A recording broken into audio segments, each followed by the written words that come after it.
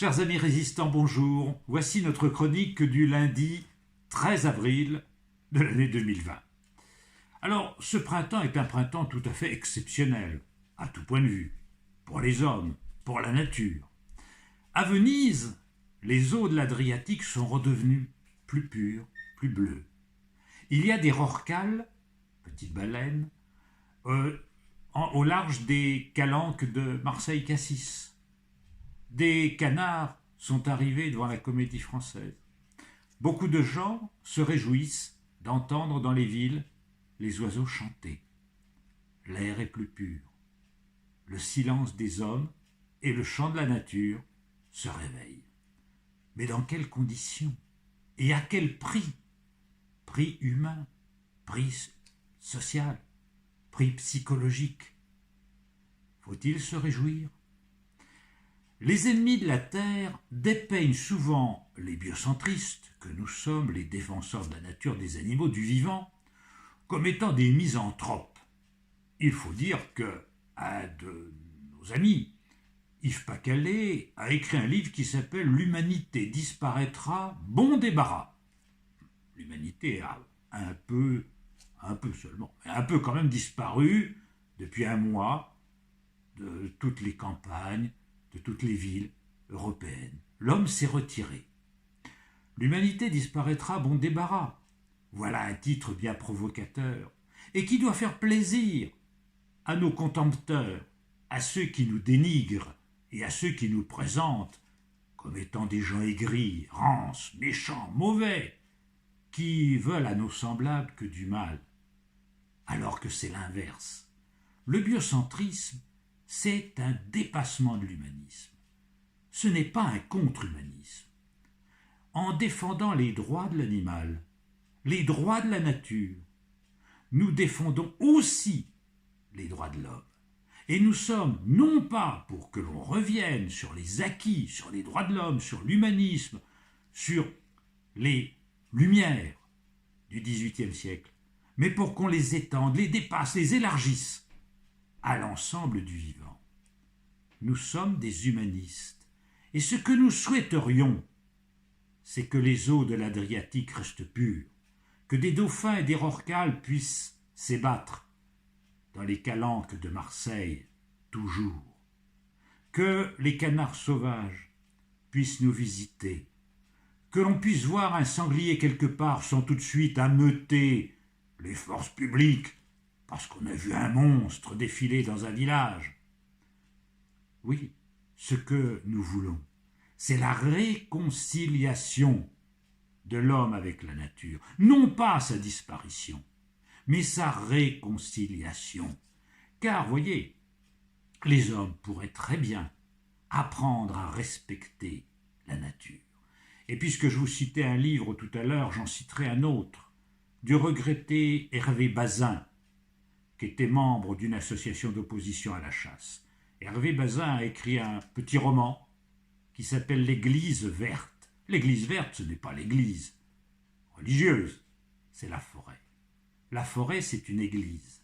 On ne doit l'aborder qu'avec respect, qu'avec beaucoup de précaution, parce qu'on est chez les animaux, on est chez les autres, dans cette biodiversité.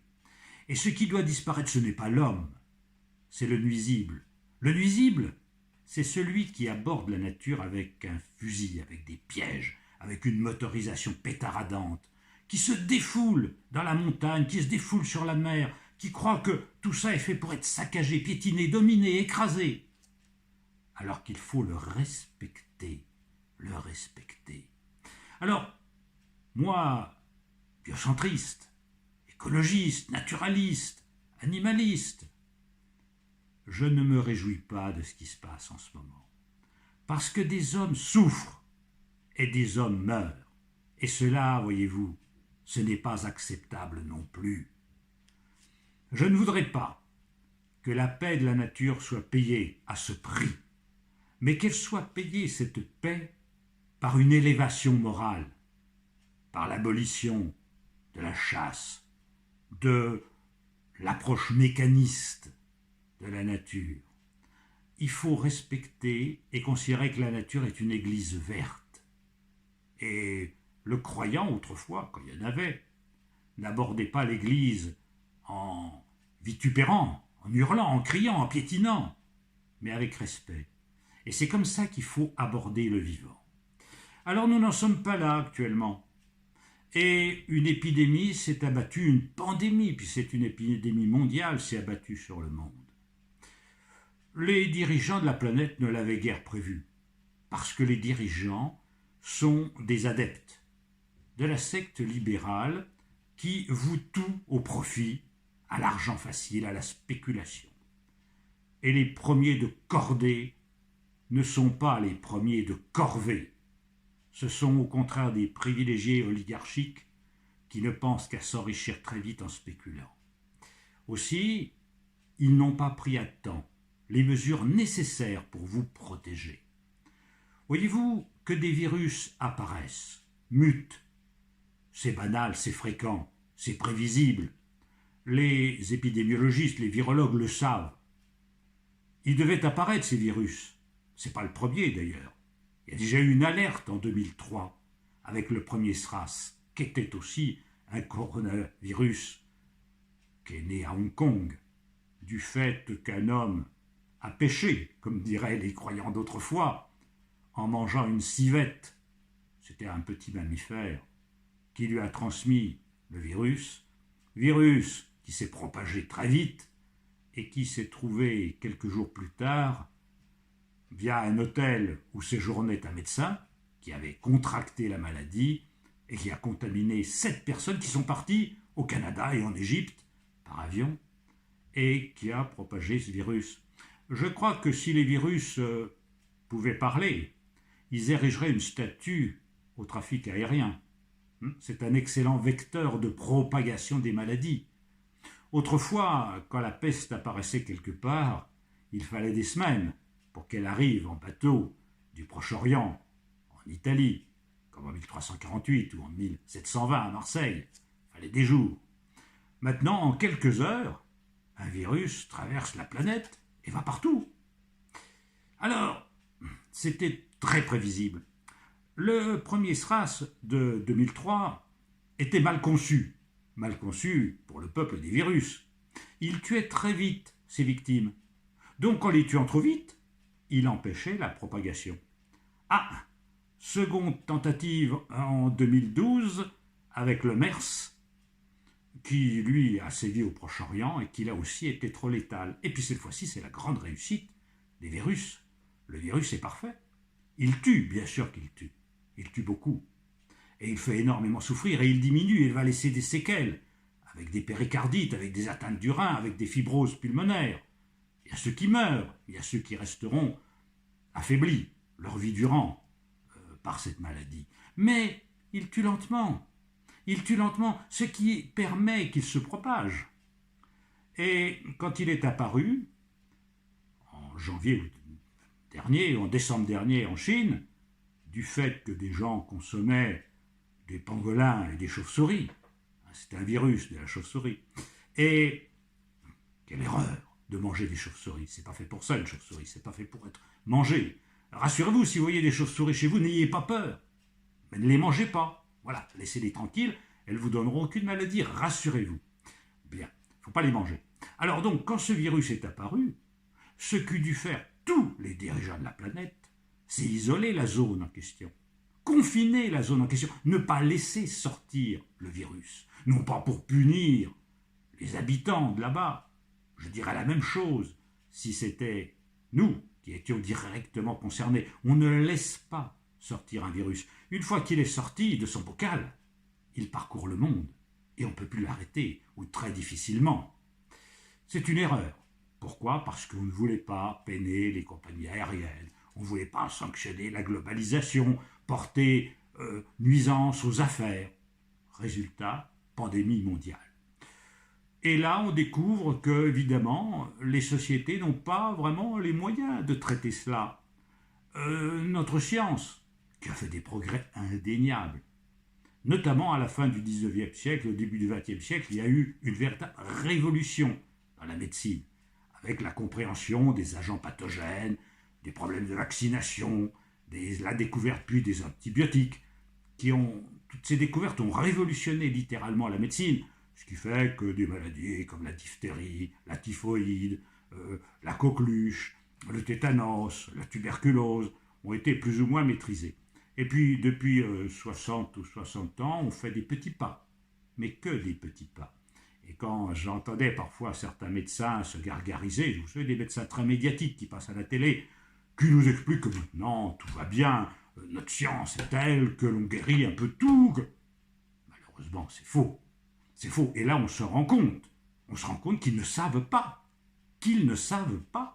comment vaincre cette pathologie. Des gens meurent. Comme on ne sait pas vaincre ce qu'on appelle les leucoarioses, c'est-à-dire toutes les maladies dégénératives du système nerveux central, maladie d'Alzheimer, maladie de Pick, maladie de Parkinson, comme on ne sait pas vraiment guérir les cancers, qui sont une des premières causes de mortalité, et que le coronavirus sera loin de détrôner cette année. Donc, moi je dis, notre science a fait d'immenses progrès, saluons-la comme telle, mais critiquons-la aussi pour ses impuissances, qui sont considérables, et là on se rend compte.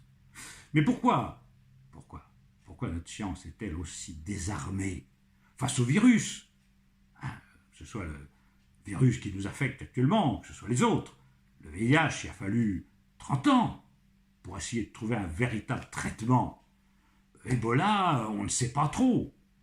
Ebola, la chose de ne pas être trop méchant, il ne devient pas pandémique, il est circonscrit. Il y a des tas de maladies qui sont des maladies que l'on ne sait pas du tout maîtriser. Et là, peut-être que c'est une question politique. Il faut que les États investissent davantage dans la recherche biologique médicale pour sauver la vie. Parce que c'est ça qui compte. Bon, moi, je suis très admiratif quand on envoie des sondes dans l'espace qui nous racontent comment est le système solaire. C'est passionnant.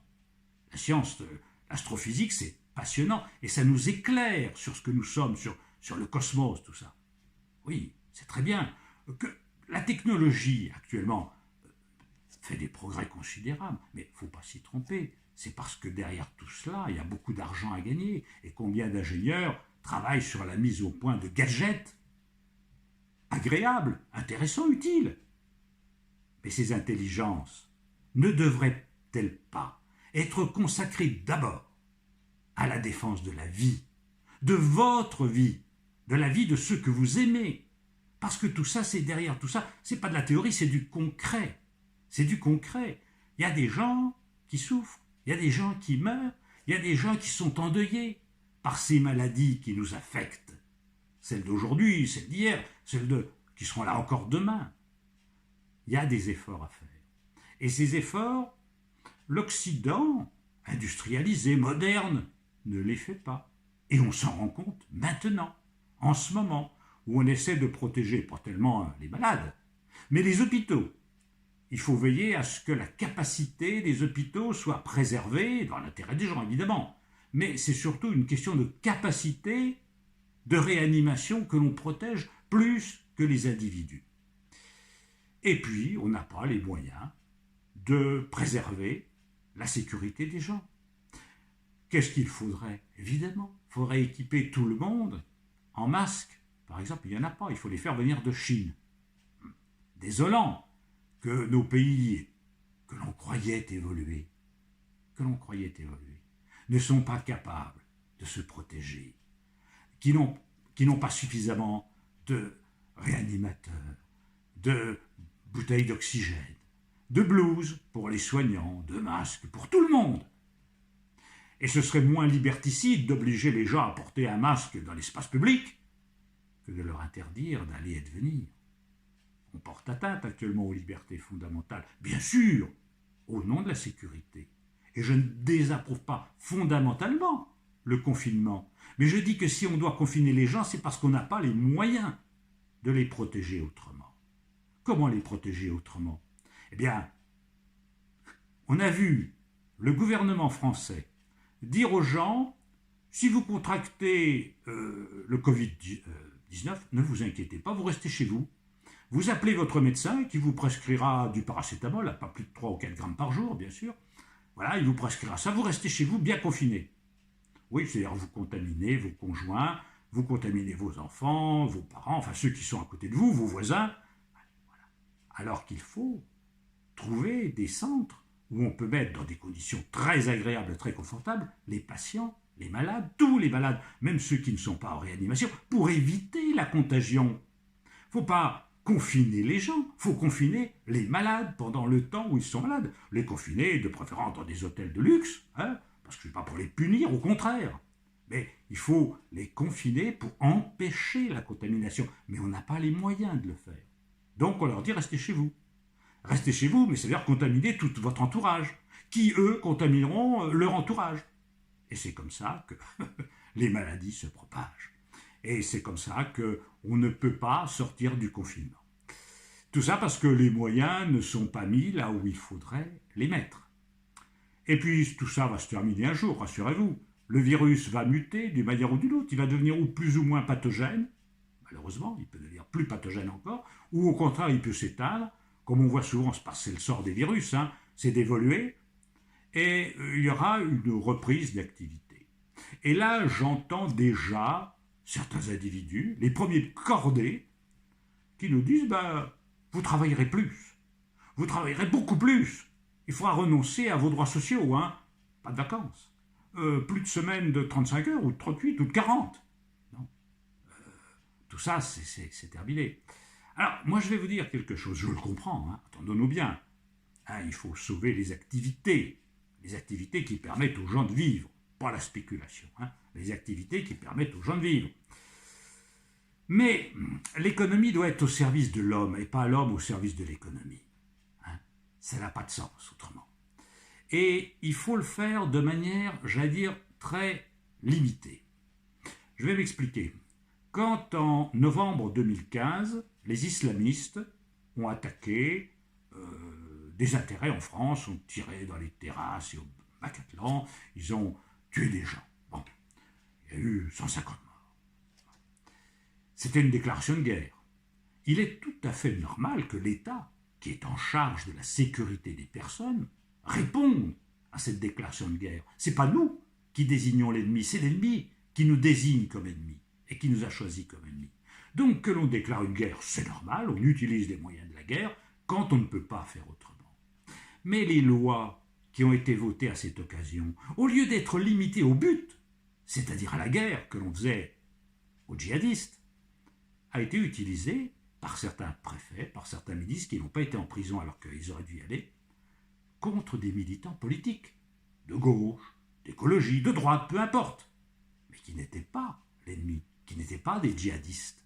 On a utilisé les lois sécuritaires de novembre 2015 contre des militants qui militaient pour le climat, par exemple, pour des écolos dont on pensait qu'ils pouvaient faire un petit peu de grabuge à un moment ou à un autre. Détournement de procédure. Je ne voudrais pas que les lois liberticides et antisociales que l'on prendrait momentanément pour lutter contre la pandémie deviennent la règle.